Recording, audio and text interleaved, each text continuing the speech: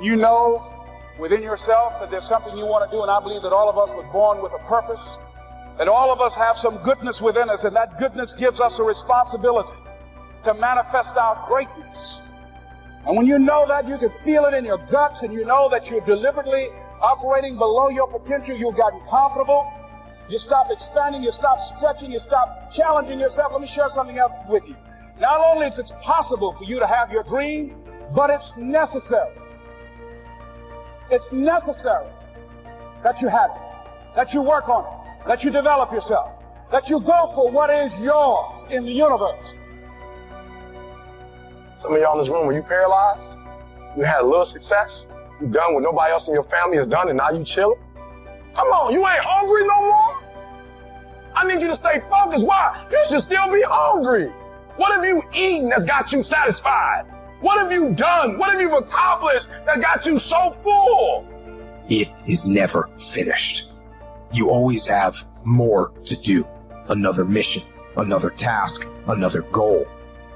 So don't be finished. Be starting. Be alert. Be ready. Be attacking. Be relentless. Let the enemy stop. Let the enemy rest. Let the enemy finish. You don't finish. Don't stop. Don't rest. Not until the enemy is completely destroyed. Let us say together, it's possible. It's necessary. It's me. Yes, write that down. It's me. Take ownership for your life. Nobody can live your dream for you but you. Nobody's going to take care of your business like you. Stop coming up with excuses. Don't give yourself permission to continue to live a small life. You can't fit a big dream into a small life. Give yourself permission to go for it, to test yourself, to challenge yourself, to live full. I like to sing, always strive to get on top in life because it's the bottom that's overcrowded.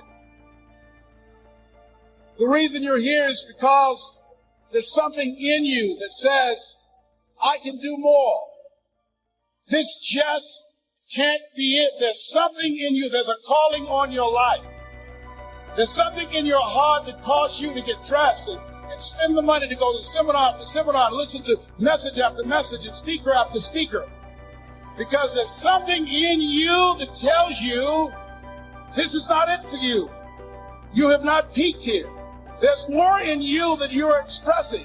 Eye has not seen, ear has not heard, nor has entered the heart of mankind what's in store for you if you challenge yourself, if you persist and persevere, if you take ownership for your life. George Bernard Shaw said the people that make it in this life, they look around for the circumstances that they want, and if they can't find them, they create them.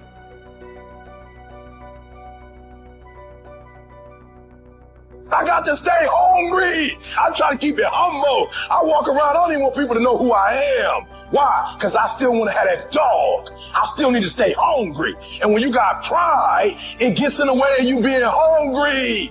And you need that hunger. But y'all ain't got no doggone motor. You get tired quick. You do a couple hours, you tired. Man, you got to have that dog. You got to take that personal.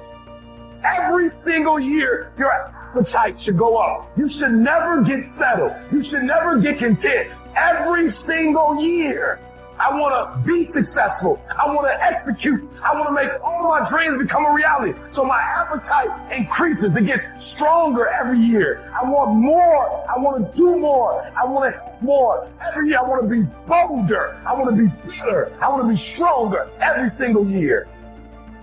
All men are created equal. Some work harder.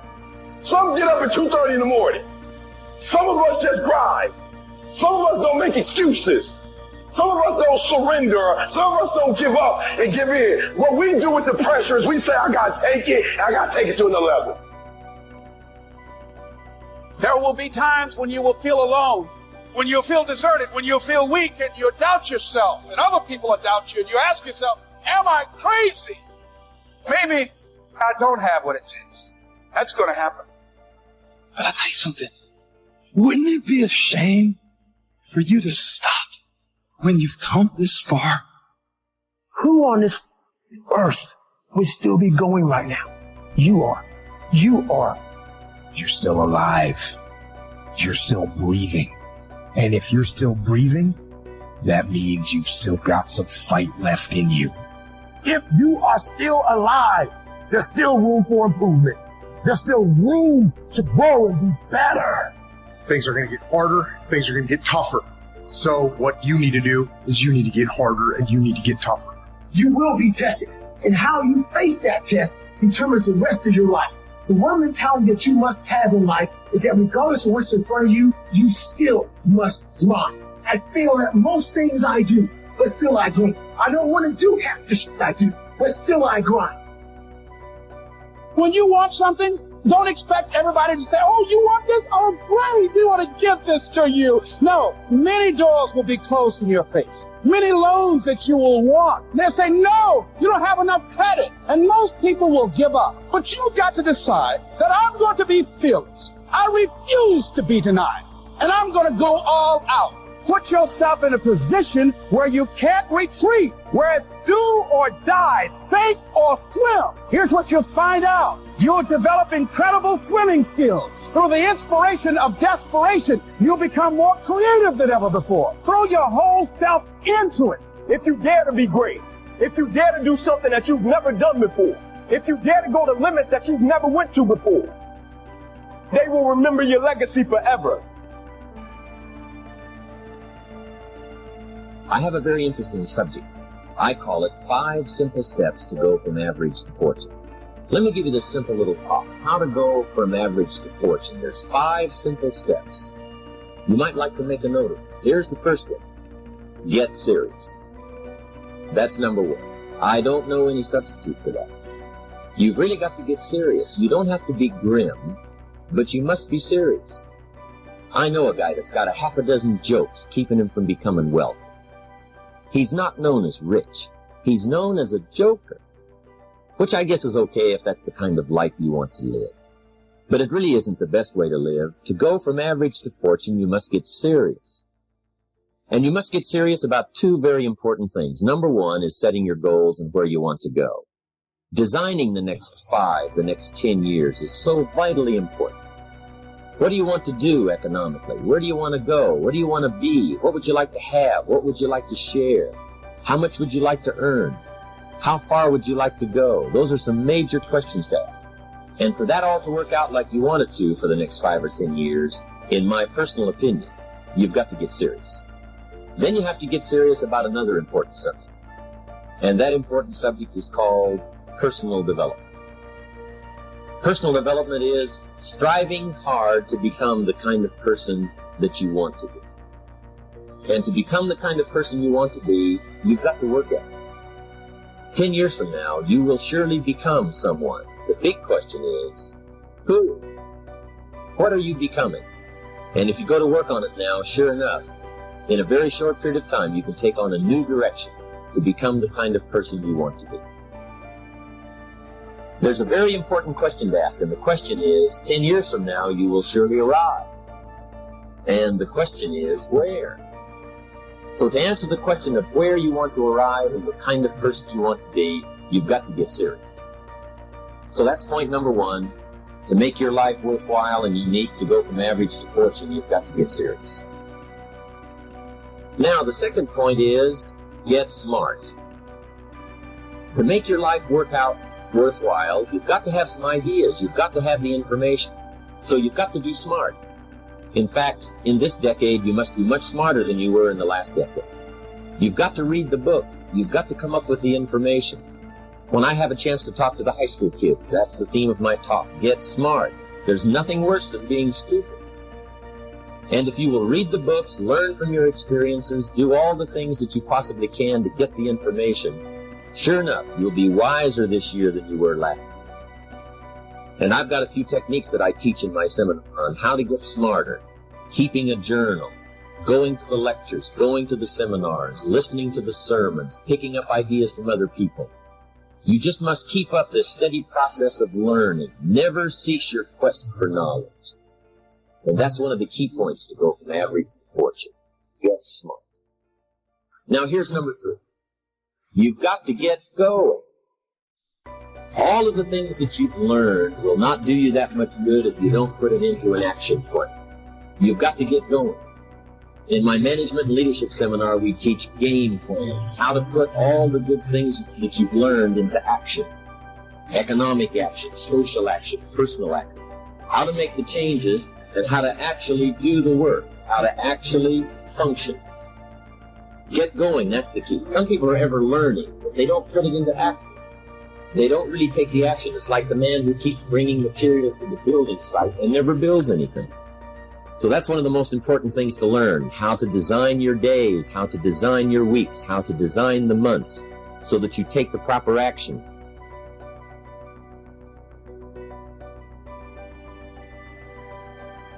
Create what you want. You have the power in you to do more than you can ever begin to imagine, to control your destiny, to make a difference in our children, to make a difference on the planet, to make an impact. Let us say together, it's me. And let us say together, it's hard. Say it like you know it. Say it's hard. Ladies and gentlemen, it's hard. There are people who have seen their retirements taken away from them by the corporations that they work for. They were within 2 or 3 years of retiring, and they had it taken from them. The number one entrepreneurs in this country now are senior citizens. The number one employer, number 2, McDonald's and Walmart. And there's nothing wrong with those jobs. I guarantee you those people did not have a plan to end up living their lives at the end of life with those types of jobs. And they didn't have a plan like you have, and while you're investing in yourself, not to. And it's hard. There are people making choices between purchasing prescription drugs or paying for gas or a mortgage note. It's hard when you're working on a job for 20 years, 30 years, give them some good years, and then they come in and tell you, we've downsized. In other words, you're fired. And then you have to start all over again. How many of you know it's hard? Raise your hands, please. It's hard. And it's not fair. One of the things I like about T. Harvey is he talks about work and investing in yourself. It's not fair when people are going up against that kind of stuff to tell them just think positive and be enthusiastic and everything will work out all right. Ain't that kind of party. It's hard. Life will put some knots on your head. I bought my first home for my mother. I was rushing, didn't know what I was doing, and I bought a home that had a lien against it. And they called me, Mr. Brown, yes, there's a lien against your property. We need $55,000 if you're going to stay there. Wait a minute, sir. I just bought this home. The guy told me there were no liens against it. I'm not the one that owe you the money. You should have checked that out, Mr. Brown. Come on. I called my attorney. We followed up. Yes, Les, there's a lien against the property. But he told me there were no liens. He lied, obviously. Oh, my God. He told me he wanted to help me because he admired the fact that I was buying this home for my mother and that he was adopted, and he identified with me. Les, he suckered you. He played you, man. So what? Well, would they take payment arrangements? What about $5,000 a month? They want all the money, Les. They want all the money, or you're going to have to get out. The house is going up for sheriff's sale.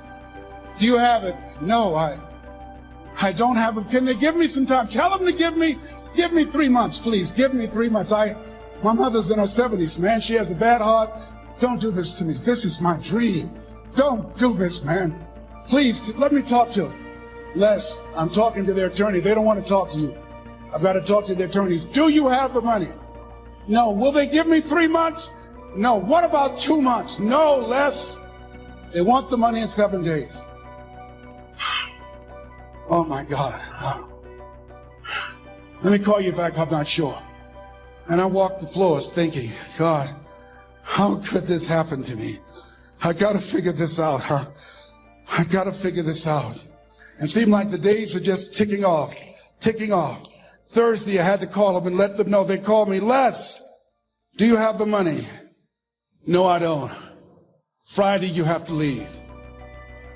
The sheriff will be there. You're going to have to leave, Les.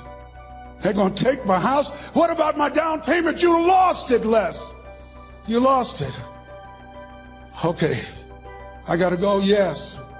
I prayed, Lord, please, if you show me that you're real, if you're really real, you think Paul worked for you, you haven't seen anything. Don't let me lose this house and watch what I'll do for you.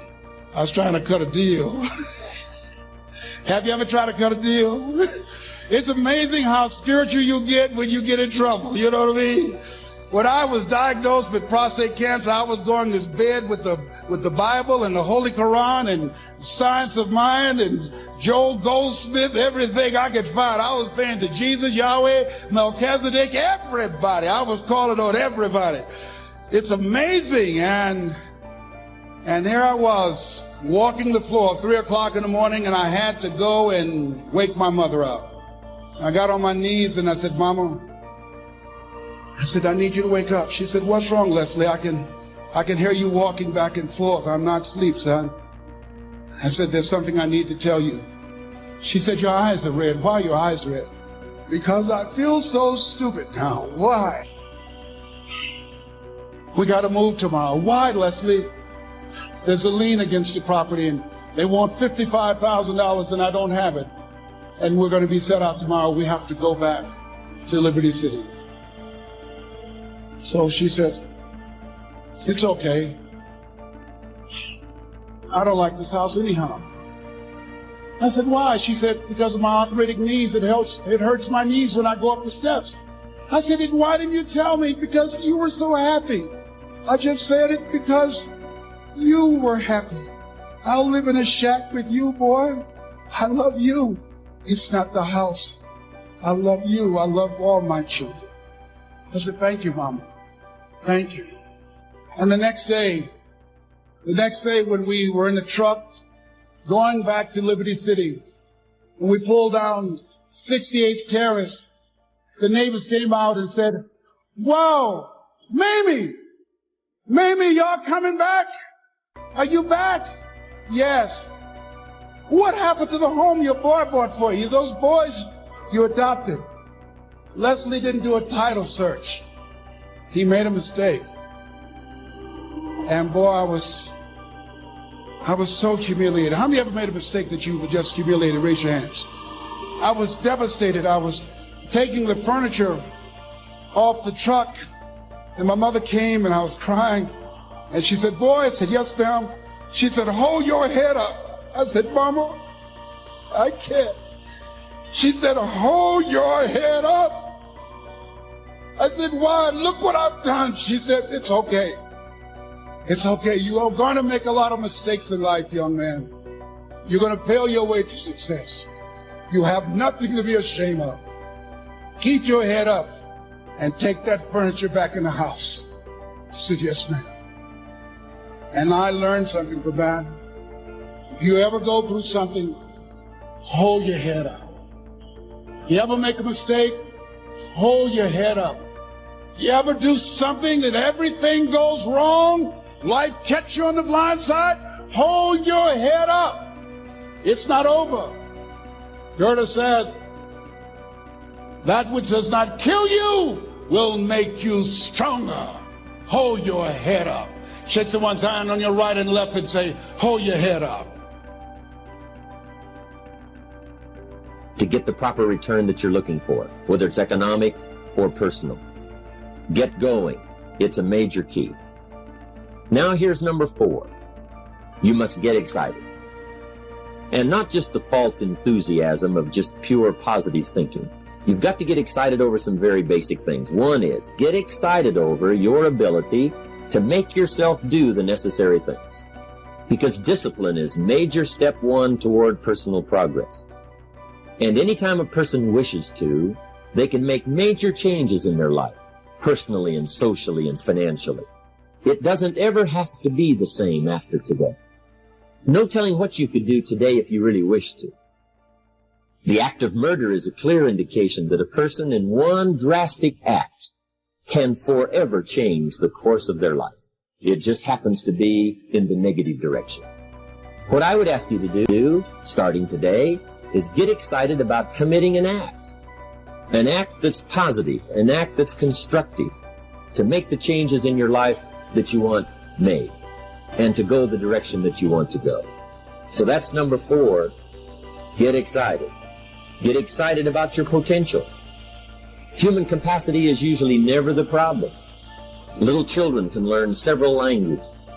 We can learn to do the most incredible things. All we need to do is take the time to do it. So it's not a matter of capacity. It's a matter of judgment. It's a matter of excitement. It's a matter of will. And it's a matter of wanting to bad enough. So it's pretty exciting to know that any day you wish, you can change your life. Any day you pick out, you can make major changes. It doesn't ever have to be the same again. And that's exciting. Knowing that intellectually and personally, you can actually do the things that will make major changes in your life. That's number 4. Here's number 5. Number 5 is get away. I have found, especially in the last 15, 20 years, that there's an important thing called life balance. You've got to learn to get away. You must learn to get away and be alone. Learn to get away and reflect. Learn to get away and learn how to live as well as how to earn.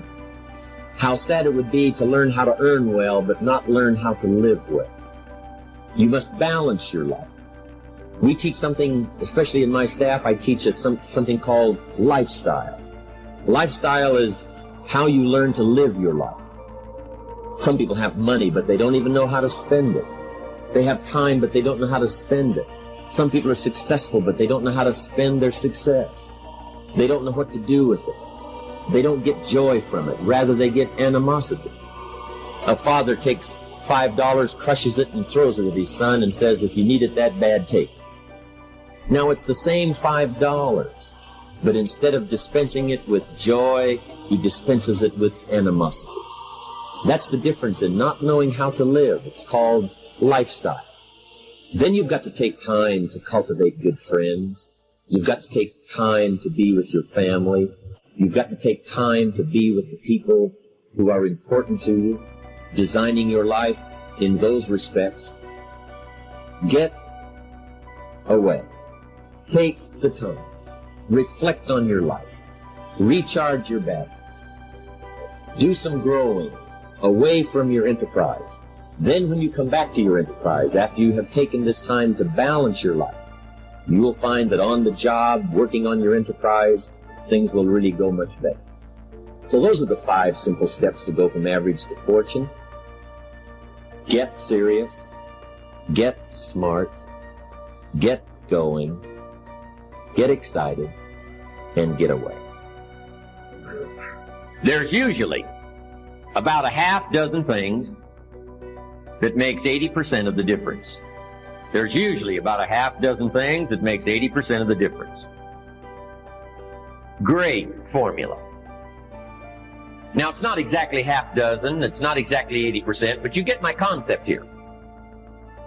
Here's another way to put it. Keep looking for the few things that makes the most difference.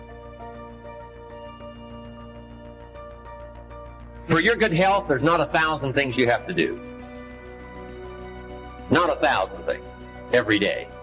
I'm telling you, about a half a dozen good health practices, and you'll take care of most of your health challenges. Okay? If you're going to set up an office, there's not a checklist of 500 things you need to look at every day. I'm telling you, there's about a half a dozen. A few things will take care of most of it. Now here's the challenge. Once you've found the few things that takes care of the most of the challenge, now spend most of your time on those few things. This we simply call time management. In the 2-day leadership weekend, one of my major subjects is time management. Here's what I call it. The best kept secret of the rich is what? Time management. What an incredible discovery I made one day when I found out that rich people have about 24 hours a day. Right? And poor people have about what? 24 hours a day. Wouldn't that drive you mad till you found out what the difference was? How could you sleep nights till you found out what the difference was? Both have equal time. but an incredible difference in outcome. What makes the difference? Same time, but a totally different outcome. It's called time management. And here's part of it in a nutshell.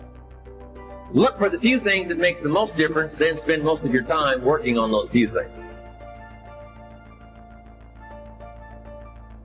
In our leadership series, here's what we learned.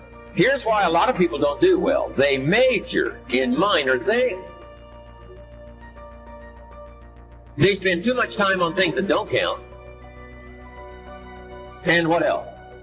They spend too little time on things that would count. They've got the ratios mixed up. So we teach our children what? Don't spend major time on minor things, things that don't count. And don't spend major money on minor things, things that don't count. It's easy to get the ratios mixed up and suffer the consequences. In the last 10 years, a guy's bought 2 tons of donuts and 2 books. And he wondered why his life was devastated. Right away, we would come up with the answer, couldn't we? He spent far too much money on what? Donuts. Now, both donuts and books are okay, but this guy spent far too much money on donuts and not enough money on books. I'm telling you, that is the difference. The best kept secret of the rich. Don't spend too much money on things that don't count. Don't spend too much time on things that don't count. And don't spend too little time on things that would count. It's called the time management challenge. So, the few things, the half dozen, takes care of the big share of it. Good formula to use. Here's what we call these. Half dozen few. Basics. Basics. Fundamentals. If you're going to play basketball, right? Going to be a pro someday, hey, you got to master the fundamentals. Not 1,000 things. A few things you get very good at. Then you add your own flair and your own personality. But hey, if you want to do something extremely well and get well paid, you master the fundamentals, master the basics. Now here's what's exciting about the fundamentals of life. Just jot that down. The fundamentals of life. Here's what's exciting about the fundamentals of life. Number 1, there's just a few. There's not 1,000. There's just a few fundamentals of life and living well, success. Just a few fundamentals. Here's what else is exciting. Once you know them, you know them. Once you got it, you got it.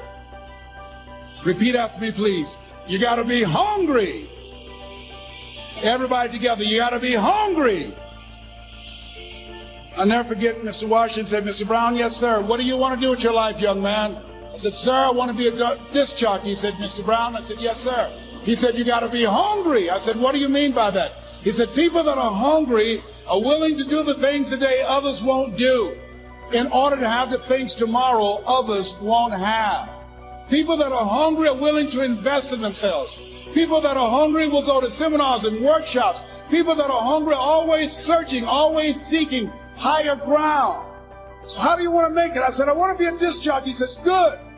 Here's what to do. He said, I want you to read 10 to 15 pages of something positive every day. He said, you don't get in life what you want, you get in life what you are. You must program yourself to success. He said, I want you to listen to Earl Nightingale and Zig Ziglar. Listen, faith comes by hearing and hearing and hearing. He said, I want you to change your relationships. And I don't want you to ever lose your hunger. I said, what do you mean by that? He said, people that are hungry are unstoppable. People that are hungry are no matter what people. They make it happen no matter what. He said, I want you to listen to Paul Harvey. Who is he? He's the world's greatest communicator. Success leaves clues, young man. Always listen and follow people who are doing what it is you want to do at the level you want to do it and learn from them. I told T. Hobb when we were standing by the stage, I said, hey man, I want to work more with you. I want you to coach me. I want to learn from you. So I found you're never too old to learn and you're never too young to teach. Always have a thirst for learning. So I listened to Paul Harvey every day on the radio. While in school, I would go out and listen in his car. He gave me his keys. I was working to develop myself. And I continued to listen to motivational messages, and he would take me to see the late Dr. Norman Vincent Peale, who wrote the book, The Power of Positive Thinking. I toured with him before he passed. You have something special. You have greatness within you. Don't allow your circumstances to determine who you are. Don't allow your negative thoughts to hold you back. You have something special. You can do more than you can ever begin to imagine. Dr. Peel was an incredible man. I admired him when he spoke. He gave me goosebumps. I could feel him in my heart. And I never forget, we were coming back to the school, and Mr. Washington said, Mr. Brown, yes, sir. When Dr. Peel spoke, you didn't move. When he spoke, you were hanging on every word. When he spoke, we didn't have to tell you to sit down and be quiet. Why? I said, sir, I could feel him when he talked. I felt like he was talking to me, sir. He said, he was. I said, but he doesn't know me, but he was speaking to you. Did you feel him in your heart? I said, yes, sir. He said, most people feel him in their head. If you felt him in your heart, he said, listen to him, son. Follow him, learn from him. And I would go to seminars and workshops. Anywhere I would find where Dr. Peel was, I would be in the audience. I would drive 200 and 300 miles just to hear him speak. And my dream and vision was to share the stage with him. I thought about it. What is your goal? What is your vision? I want you to hold it in mind. There's some power in that. Because when I became involved in speaking, I'll never forget, I got a call from Og Mandino, who wrote the book, The Greatest Salesman in the World. He said, Les, I'm stuck in Philadelphia. I need to be in Kankakee. Dr. Norman Vincent Peale is appearing. I can't make it. I heard you're in Chicago. I said, yes, I am. Can you go and open for me? I said, yes, man. Oh, my God. Dr. Peale, I said, yes, I'd love to do it. And I went there and I came. I said, hi, I'm Les Brown. He said, you're not the band of renown? I said, no, I'm Mrs. Mamie Brown's baby boy. I'm here to speak. He said, come backstage. And his wife, Martha, was there. And she said, Papa, Les Brown is here, the speaker. And he said, Les Brown? Les Brown shoot for the moon? Because even if you miss your land among the stars? I said, sir, that's my quote. I wrote you when I was in the 11th grade. I was a part of a special education class project. That's my quote. He said, I know. I end all my speeches with that quote. And Dr. Peel had a great sense of humor. The young man was backstage, and I had so many questions to ask him, and my mind froze up. And the young guy said, Dr. Peel, how old are you? And he was up in age. He said, Sonny, I'm 92. The young man looked at him and said, I don't know if I want to live to get 92. He said, that's because you've never been 91. So I did the things that Mr. Washington suggested. I listened to motivational tapes on a regular basis. I would go to seminars and workshops whenever Zig Ziglar and Dr. Dennis Wagley and Jim Rohn would come to town.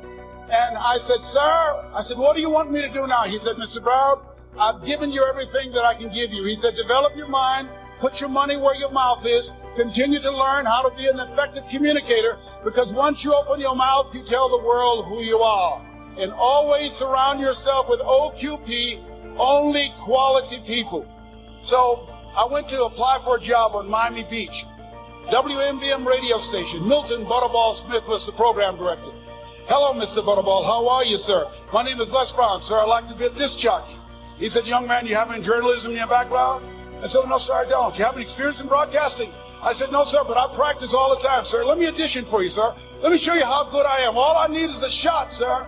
He says, no, we don't have any job for you. How many ever been rejected? Raise your hands, please. I was devastated. I went back and I told Mr. Washington, I said, Mr. Washington, they said no. He said, don't take it personally. Most people are so negative, they have to say no 7 times before they say yes. He said, you got to be hungry. Know your vitamin. Go back again. I said, yes, sir. Hello, Mr. Butterball. How are you, sir? My name is Les Brown, sir. I'd like to be a disc jockey. Young man, weren't you here yesterday? Yes, sir, I was. Didn't I tell you no yesterday? Yes, sir, you did. Then why are you back today?